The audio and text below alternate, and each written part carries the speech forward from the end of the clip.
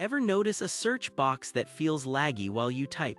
That's every keystroke firing off its own network request, and debouncing is the fix developers reach for. Type the word hello into a naive search box and watch what happens underneath the hood. Every single keystroke HELLO can trigger its own network request, which means 5 keystrokes turn into 5 separate calls to your backend, most of them for text the user hasn't even finished typing.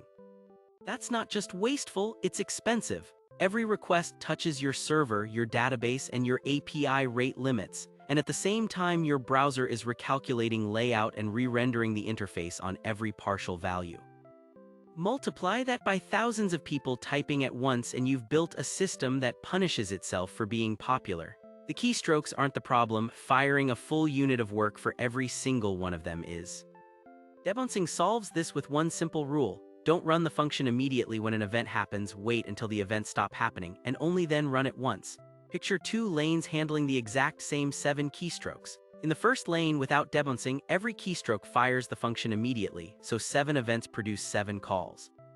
In the second lane, with debouncing, each new keystroke cancels whatever was scheduled before it and starts a fresh countdown. Only when the user finally pauses does the function actually run once with the final, complete value. Same input, wildly different amount of work. The user still sees every character they type, only the expensive part, the network call, waits for a real pause. Here's the mechanism that makes it work. Every new event resets the wait timer. Say your debounce window is 300 milliseconds. The user types 4 characters in quick succession. Each keystroke arrives before that 300 millisecond timer expires, so each one cancels the pending timer and starts a brand new one. Nothing fires yet. Only when 300 milliseconds pass with no new keystrokes does the countdown finally reach 0, and that's the exact moment the debounced function runs exactly once, using whatever the latest value was. If the user never stops typing, the function never fires at all, which is usually exactly what you want, because an unfinished word isn't worth searching for yet.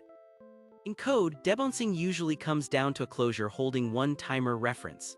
A debounce function wraps your real function and returns a new one. Every time that wrapper is called, it clears whatever timer is currently pending with clearTimeout, then schedules a fresh one with setTimeout using the wait time you specify.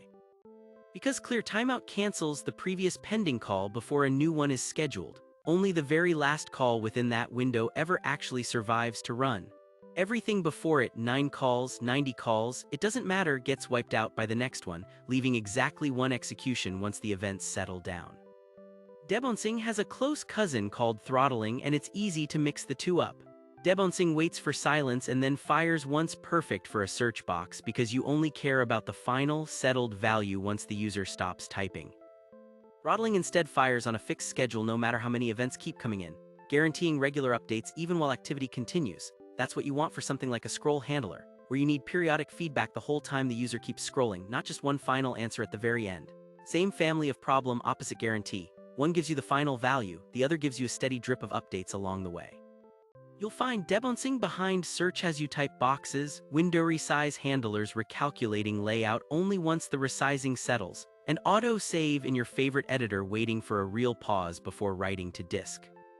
It's just as useful for collapsing an accidental double-click into a single submission, and for form fields that validate only after you've paused typing instead of flagging every half-finished keystroke as an error. Anywhere a burst of rapid, noisy events should collapse into one meaningful action, debouncing is doing that work quietly in the background. A few lines of code standing between your users and a server that would otherwise be answering questions nobody finished asking. Thanks for watching.